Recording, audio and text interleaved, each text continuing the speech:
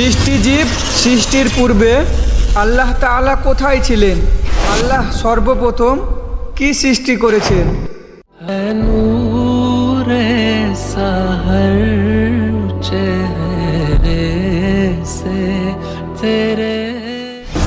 সৃষ্টির সূচনা যখন শুধুমাত্র আল্লাহ তাআলাই ছিলেন, তার সাথে কোনো কিছুই ছিল না, সেই সময় থেকে আমরা আলোচনা করব, যেন আমরা জানতে পারি কিভাবে সৃষ্টি জগতের সূচনা হয়েছে। সৃষ্টিজীব সৃষ্টি করার আগে আল্লাহ তাআলা কোথায় ছিলেন? এটা আমাদের সবার মনের প্রশ্ন। তো আজকের ভিডিও শুরু করা যাক। আল্লাহ তাআলা সর্বপ্রথম কোন জিনিস সৃষ্টি করেছে আজকে আমরা এই ভিডিওর মাধ্যমে জানব। প্রথমত প্রশ্ন, সৃষ্টিজীব সৃষ্টি করার আগে আল্লাহ তাআলা কোথায় ছিলেন? আমরা এখন মানুষের অস্তিত্ব আসার আগের যুগের, আসমান জমিন সৃষ্টি করার আগের যুগে, এমনকি আরশ সৃষ্টি করার আগের সময় ফিরে তাকাবো, যখন শুধুমাত্র আল্লাহ তাআলাই ছিলেন আর কোনো কিছু ছিল না। আল্লাহ তাআলা একাকী ছিলেন, তার সঙ্গে কোনো মাখলুক ছিল না, বরং একমাত্র আল্লাহ ছিলেন আর কোনো কিছু ছিল না। এই প্রসঙ্গে আল্লাহ কি বলছে কোরআনের মাধ্যমে দেখুন। হুয়াল আউয়ালু ওয়াল আখিরু ওয়াল যাহিরু ওয়াল বাতিন ওয়া হুয়া বিকুল্লি শাইইন আলিম। অর্থাৎ তিনিই প্রথম, তিনিই সর্বশেষ, তিনিই প্রকাশ্যমান ও অপ্রকাশ্যমান এবং তিনি সব বিষয়ে সমক্ষ পরিজ্ঞাত। উল্লেখিত আয়াত থেকে বোঝা গেল আল্লাহ রাব্বুল আলামিনই প্রথম, তার পূর্বে কিছুই ছিল না এবং তিনিই সর্বশ্রেষ্ঠ, তারপরে কেউ থাকবে না। অর্থাৎ আল্লাহর সাথে কোনো সময়ের বা কালের কোনো সম্পর্ক নেই। রাসূলুল্লাহ সাল্লাল্লাহু আলাইহি ওয়াসাল্লাম এইভাবে দোয়া করতেন, আল্লাহুম্মা আনতা আউয়ালু ফালাইসা ক্বাবলাকা শাইইন ওয়া আনতাল আখিরু ফালাইসা বা'দাকা শাইইন ওয়া আনতাল যাহিরু ফালাইসা ক্বাবলাকা শাইইন ওয়া আনতাল বাতিলু ফালাইসা দুনাকা শাইইন। অর্থাৎ, হে আল্লাহ, আপনিই প্রথম, আপনার আগে কিছুই নেই এবং আপনি শেষ, আপনার পরেও কিছুই নেই। আপনিই প্রকাশ্য, আপনার উপরে কিছুই নেই। আপনিই অন্তর্নিহিত এবং আপনি ছাড়া কিছুই নেই।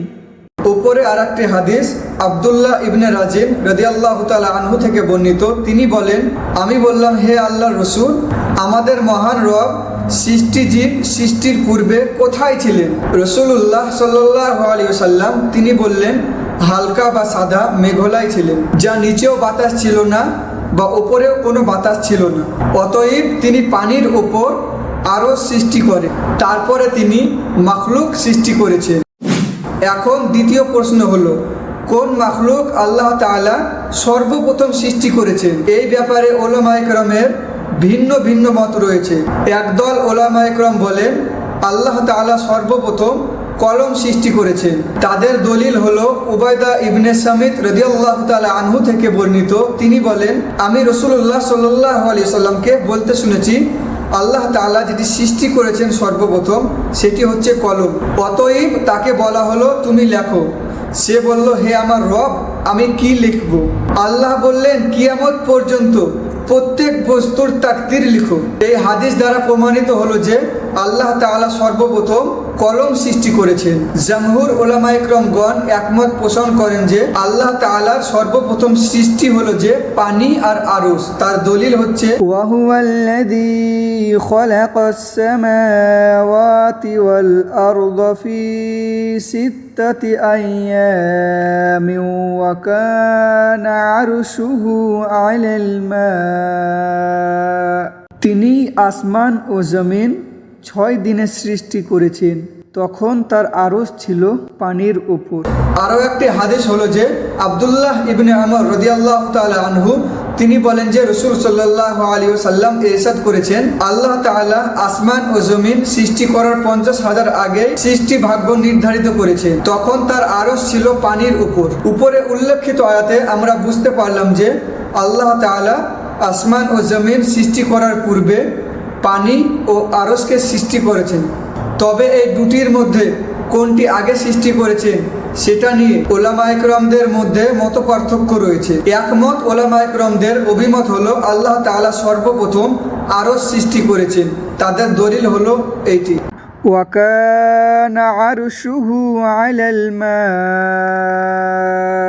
তখন তার আরশ ছিল পানির উপর। তাছাড়া ইমরান ইবনে রাদিয়াল্লাহু তাআলা আনহু থেকে বর্ণিত, তিনি বলেন, একবার আমি রাসূলুল্লাহ সাল্লাল্লাহু আলাইহি সাল্লামের নিকট গেলাম। অতএব ইয়ামানের একটি দল রাসূল সাল্লাল্লাহু আলাইহি সাল্লামের কাছে এলো।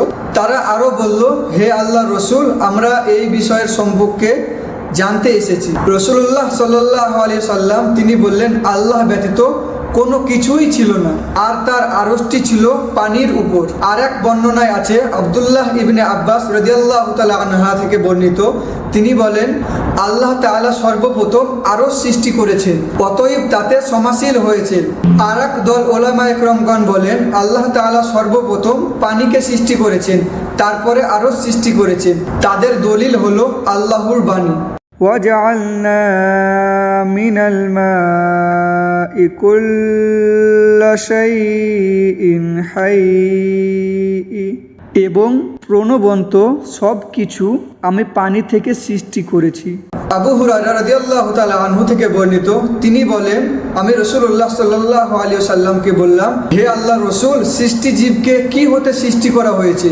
রাসূলুল্লাহ সাল্লাল্লাহু আলাইহি সাল্লাম বললেন, পানি থেকে সৃষ্টি করা হয়েছে। জান্নাতের বৈশিষ্ট্য সম্পর্কিত দীর্ঘ হাদিসের অংশ বিশেষ এতটুকু অংশকে জাইফ বলা হয়েছে। আল্লাহ রাব্বুল আলামিন সর্বপ্রথম পানি সৃষ্টি করেছেন, তারপর সৃষ্টি করেছেন আরশ, তারপর আরশকে পানির উপর স্থাপন করেছেন। আর এই দুটি হলো সৃষ্টির সূচনা। তারপরে লাহ মাহফুজের জন্য কলম সৃষ্টি করেছেন, তারপর কলমকে তাকদির লেখার জন্য আদেশ করেন। এরপর আসমান জমিন এর মধ্যবিত্ত সব কিছু আল্লাহ তাআলা সৃষ্টি করেন, অর্থাৎ পানি হলো সৃষ্টির সূচনা বা অরিজিন। সমস্ত জীবকে পানি থেকে সৃষ্টি করা হয়েছে। অতএব উল্লেখিত আলোচনায় আমরা বুঝতে পারলাম আল্লাহ তাআলা সর্বপ্রথম পানিকেই সৃষ্টি করেছেন, তারপর আরশ সৃষ্টি করেছেন এবং আরশকে পানির উপর স্থাপন করেছেন। তারপর আল্লাহ রাব্বুল আলামিন তার সৃষ্টিকুলের মধ্যে সর্বপ্রথম সৃষ্টি করেছেন কলম, এবং কলমকে তাকদীর লেখার জন্য আদেশ করেছেন। এবং 50 বছর পর আল্লাহ রাব্বুল আলামিন আসমান জমিন এর মধ্যে যা কিছু রয়েছে সব কিছু সৃষ্টি করেছেন। আল্লাহ রাব্বুল আলামিন আমাদেরকে কুরআন ও সুন্নাহ ভিত্তির উপর আমল করার তৌফিক দান করুন। আমিন।